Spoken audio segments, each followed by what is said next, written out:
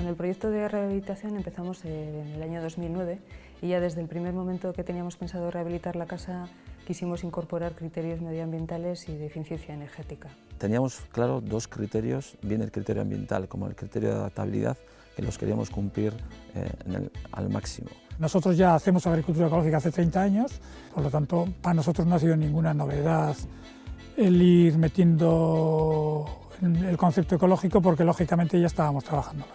Somos unos agroturismos que pertenecemos al ayuntamiento y entonces queríamos diferenciarnos de alguna forma, es decir, sobre todo con ciertas cosas que cumplíamos que un hotel no cumple y nosotros sí.